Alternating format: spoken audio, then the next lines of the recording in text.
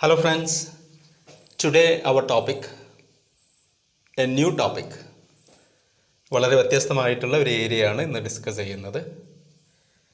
University examination pattern or scheme of examinations, അതുപോലെ question paper pattern and also strategy for writing examinations.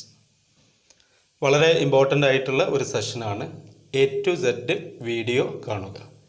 ഒത്തിരി കുട്ടികൾ പറയാറുണ്ട്, complaint ചെയ്യാറുണ്ട്, നല്ലവണ്ണം പഠിച്ചിട്ടുണ്ട്, നല്ല ബൈഹാർട്ട് ചെയ്തിട്ടുണ്ട്, ഒരുപാട് തവണ റിവിഷൻ നടത്തിയിട്ടുണ്ട്, പക്ഷേ യൂണിവേഴ്സിറ്റി എക്സാം എഴുതി റിസൾട്ട് വരുമ്പോൾ മാർക്ക് വളരെ കുറവാണ്. അതുപോലെ പറയുന്ന കംപ്ലൈൻ്റാണ്, ഓർമ്മ കിട്ടുന്നില്ല, മെമ്മറി പവർ വളരെ കുറവാണ്, ഒരുപാട് മണിക്കൂർ ഇരുന്ന് പഠിക്കുന്നുണ്ട്, പക്ഷേ തലയിലൊന്നും കയറുന്നില്ല. അടുത്ത പ്രശ്നം പറയുന്ന ഒരു മാറ്റർ സമയമില്ലാത്ത പ്രശ്നമാണ്, time management തീരെയില്ല.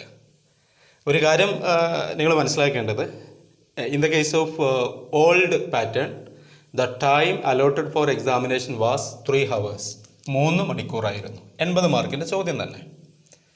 As per the revised curriculum you have to face an examination of 2.5, 2.5 മണിക്കൂർ. ഓക്കെ, അതന്നെ ഓപ്പൺ കോഴ്സും ഇലക്റ്റീവ് കോഴ്സും 2 മണിക്കൂറിനാണ് എക്സാം ഉണ്ടാവുക, 60 മാർക്കിന്.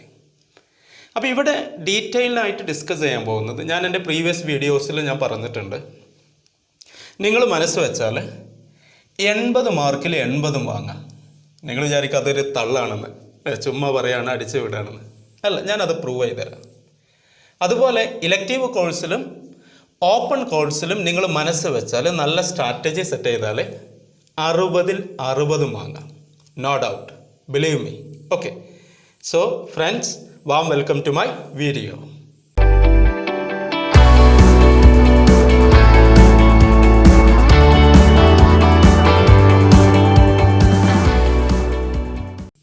Right, see here question paper pattern എന്ന് പറയുമ്പോൾ എക്സാമിന് പഠിക്കുന്നത് മാത്രമല്ല, പഠിക്കുന്ന കാര്യങ്ങൾ എങ്ങനെ റിട്രീവ് ചെയ്യാം, റീപ്രൊഡ്യൂസ് ചെയ്യാമെന്ന് പറയാം.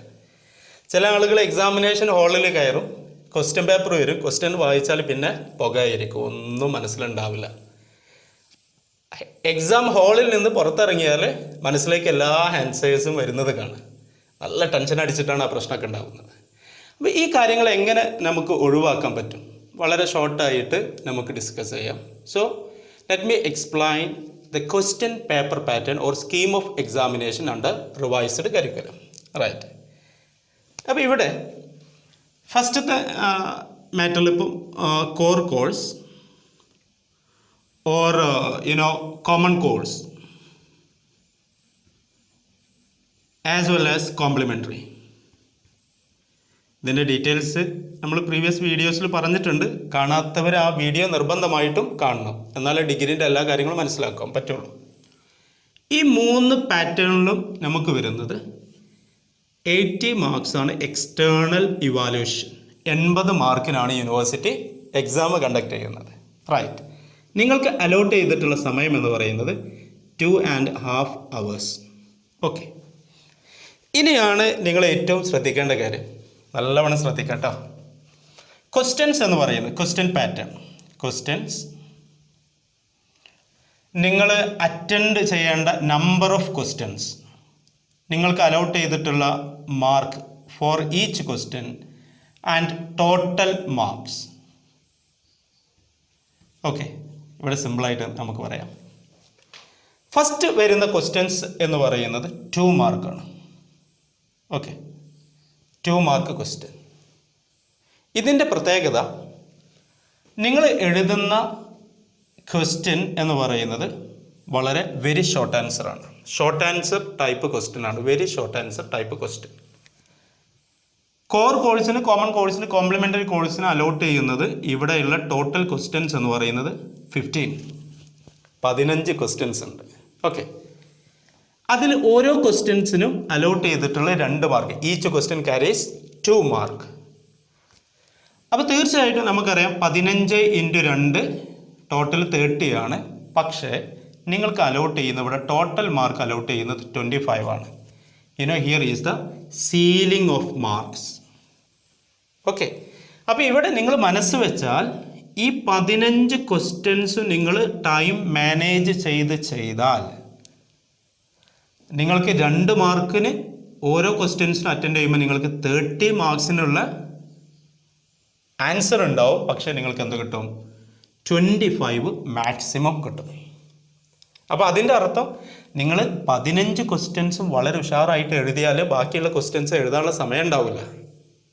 അപ്പോൾ എങ്ങനെ ഈ 15 ക്വസ്റ്റ്യൻസിൻ്റെ 13 ക്വസ്റ്റ്യൻസ് നല്ല രീതിയിൽ എഴുതിയാൽ തന്നെ നമുക്ക് 26 വരും അല്ലേ? അപ്പോൾ ഇവിടെ നിങ്ങൾ സെറ്റ് ചെയ്യേണ്ടത്, നിങ്ങൾ മനസ്സിൽ വെക്കേണ്ടത് 15 ക്വസ്റ്റ്യൻസും ഏറ്റവും നല്ല ആൻസർ കൊടുക്കുക. 25 മാർക്ക് നമ്മൾ എന്ത് ചെയ്യണം? അക്വയർ ചെയ്യാൻ സ്ട്രാറ്റജി സെറ്റ് ചെയ്യണം. ഓക്കെ, രണ്ടാമത്തെ പാറ്റേൺ എന്ന് പറയുന്നത് പാരഗ്രാഫ് ക്വസ്റ്റ്യൻ ആണ്, അഥവാ ഷോർട്ട് ആൻസർ ടൈപ്പ്. ഇവിടെ നിങ്ങൾക്ക് അലോട്ട് ചെയ്യുന്ന മാർക്ക് 5 മാർക്സ് ആണ്. നമുക്കിവിടെ ടോട്ടൽ ക്വസ്റ്റ്യൻസ് നിങ്ങൾക്ക് 8 എണ്ണം ഉണ്ട്. 8 ക്വസ്റ്റ്യൻസ്. ഓരോ ക്വസ്റ്റ്യനും നിങ്ങൾക്ക് അലോട്ട് ചെയ്യുന്നത് 5 മാർക്കാണെന്ന് ഞാൻ പറഞ്ഞു. 8 × 5 40 ആണ്. പക്ഷെ അവിടെ സീലിംഗ് ഓഫ് മാർക്സ് ഉണ്ട്, 35 നിങ്ങൾക്ക് കിട്ടുള്ളൂ. ഓക്കെ, അപ്പോൾ 8 ക്വസ്റ്റ്യൻസ് നിങ്ങൾ നല്ല ആൻസർ എഴുതിയാൽ നിങ്ങൾക്ക് 40 കിട്ടേണ്ടതാണ്. പക്ഷെ ഇവിടെ നിങ്ങൾക്ക് എത്ര കിട്ടുള്ളൂ? 35. അപ്പോൾ അതിനെ നിങ്ങളിങ്ങനെ സെറ്റ് ചെയ്യുക. 7 ക്വസ്റ്റ്യൻസ് തന്നെ വളരെ സ്ട്രാറ്റജിക്കലായിട്ട് ഡീല് ചെയ്താൽ, സമയബന്ധിതമായിട്ട് ചെയ്താൽ 35 മാർക്ക് കിട്ടും. പക്ഷെ 8 ചോദ്യവും നല്ല രീതിയിൽ എഴുതാനുള്ള സമയം നിങ്ങൾ മാനേജ് ചെയ്താൽ ഇവിടെയും നിങ്ങൾക്ക് എന്ത് കിട്ടും? ഫുൾ മാർക്ക് കിട്ടും. ഓക്കെ, 25 മാർക്കിന് അവിടെ നിങ്ങൾക്ക് അറൗണ്ട് ഒരു 28ഓ, ഇവിടെ നിങ്ങൾക്കൊരു 38 ഒക്കെ വരും. റൈറ്റ്, നല്ല ക്വാളിറ്റി ഉള്ള ആൻസർ ആണെങ്കിൽ ഫുൾ മാർക്ക് തരും. ഞാൻ 10 വർഷമായിട്ട് സെൻട്രലൈസ്ഡ് വാല്യുവേഷൻ ക്യാമ്പിൽ പങ്കെടുക്കുന്ന അധ്യാപകനാണ്. നല്ല ആൻസർ എഴുതിക്കുകയാണെങ്കിൽ സന്തോഷത്തോട് കൂടിയിട്ട് ഫുൾ മാർക്ക് ഇട്ട് കൊടുക്കും. ആൻസർ ചെയ്ത് പൊട്ട തെറ്റാണെങ്കിൽ എന്ത് ചെയ്യും? 0 മാർക്കും ഇട്ടെടുക്കും. ഇപ്പോൾ ഒരു മാക്രോ എക്കണോമിക്സിൻ്റെ ഒരു ചോദ്യം ഉണ്ടായിരുന്നു, what are the different views of different schools of thought.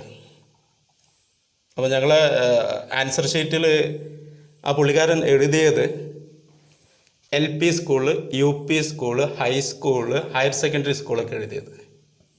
Question ഏതായിരുന്നു? Classical schools of thought, Keynesian, neo classical schools, അതൊക്കെ ആയിരുന്നു. ഓക്കെ, അപ്പോൾ ഇങ്ങനെ രസകരമായിട്ടുള്ള ആൻസേഴ്സും കാണും, അതിനൊക്കെ 0 കിട്ടും. ഓക്കെ, 2 മാർക്കിൻ്റെ ചോദ്യത്തിന് 2 മാർക്കിനുള്ള ആൻസർ എഴുതാൻ വേണ്ടി പഠിക്കണം. അവിടെ പാരഗ്രാഫ് ക്വസ്റ്റ്യനുള്ള ആൻസറും എഴുതരുത്, ലോങ് എസ്സേക്കുള്ള ആൻസറും എഴുതരുത്. റൈറ്റ്, മനസ്സിലാവുന്നുണ്ടോ പറയുന്നത്? ഓക്കെ, ഇനി വരുന്ന അടുത്ത പാറ്റേൺ ആണ് long essay. Okay, long essay. ഇവിടെ വന്ന എന്താണ്? Short essay. ഓക്കെ, ഇവിടെ എന്തായിരുന്നു? Very short answer type. Okay, long എസ്സേൻ്റെ പ്രത്യേകത, നിങ്ങൾക്ക് 4 ക്വസ്റ്റ്യൻസ് പ്രൊവൈഡ് ചെയ്യും. പക്ഷേ നിങ്ങൾ എന്ത് ചെയ്താൽ മതി? 2 ക്വസ്റ്റ്യൻസ് എഴുതിയാൽ മതി. ഓപ്ഷൻസ് ഉണ്ട്. ഓരോ ക്വസ്റ്റ്യനും നിങ്ങൾക്ക് ചെയ്യുന്നത് 10 മാർക്കാണ്. ടോട്ടൽ നിങ്ങൾക്ക് എത്ര കിട്ടും? 20. ഓക്കെ, അപ്പോൾ ലോങ് എസ്സേൻ്റെ പ്രത്യേകത, സീലിംഗ് ഒന്നുമില്ല അവിടെ.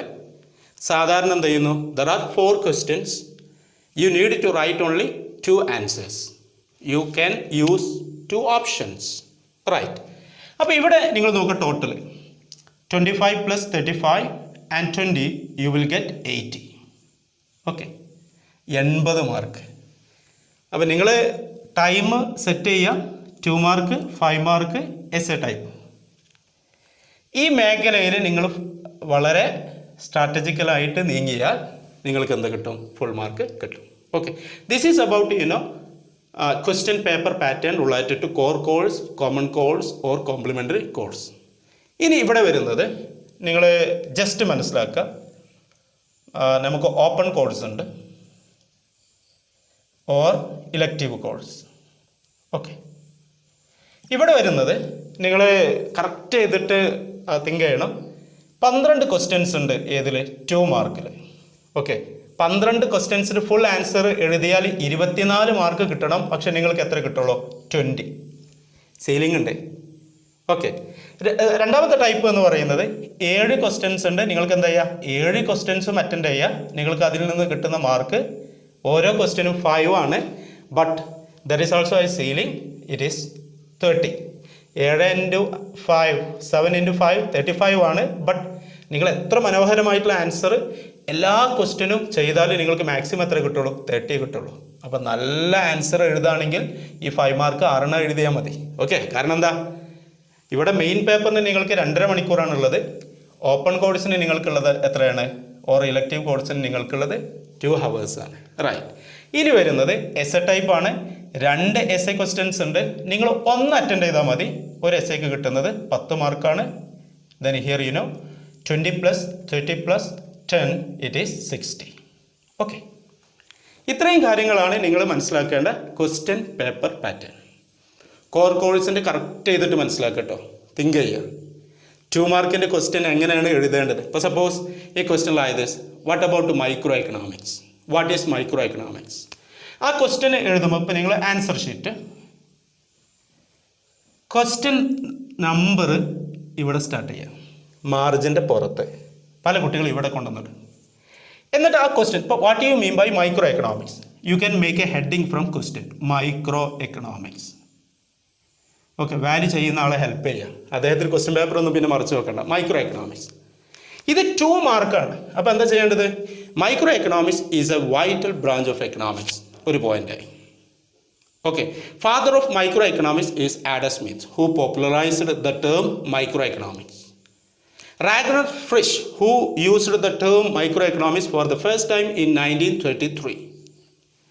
Micro, that is actually derived from micros, a Greek word which means small. So microeconomics dealing with the small or economic behavior of small units.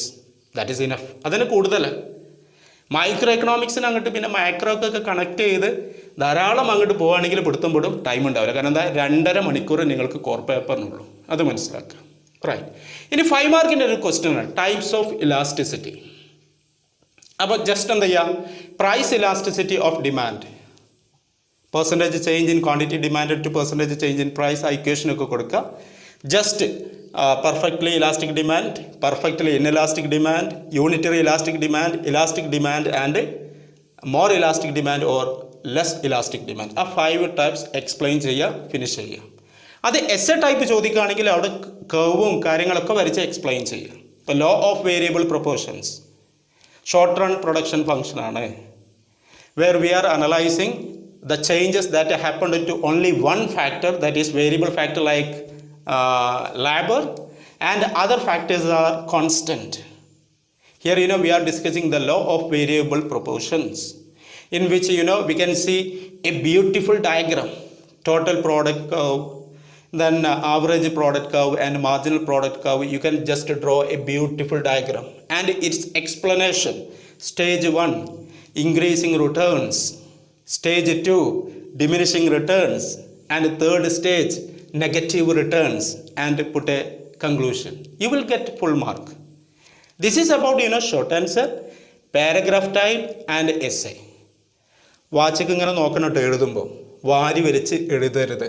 ചില കുട്ടികളൊക്കെ 5 മാർക്കൊക്കെ നല്ല ക്ലിയറായി വൃത്തിയായിട്ട് എഴുതും, 2 essay അങ്ങോട്ട് ലീവ് ചെയ്യേണ്ടി വരും, ടൈമില്ല. അപ്പോൾ time management is very important. അപ്പോൾ വീട്ടിൽ നിന്ന് ഒരു ക്വസ്റ്റ്യൻ, ഞാൻ നിങ്ങൾക്കൊരു ക്വസ്റ്റ്യൻ പേപ്പർ ഇവിടെ കാണിച്ചു തരാം. 2 mark and 5 mark and essay, a real question paper, a model question paper. You can see how can you put a 2 mark answers, how can you write paragraph question answers, and how can you frame essay type questions. Okay.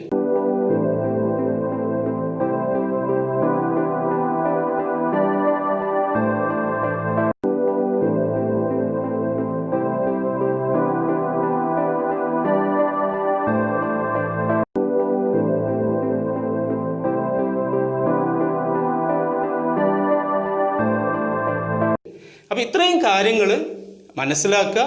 Question pattern open കോഴ്സിൻ്റെ മനസ്സിലുണ്ടാവണം, അതേപോലെ core course, common course and complementary course. Okay, now I will like to wind up my talk. Now you can also think about a project.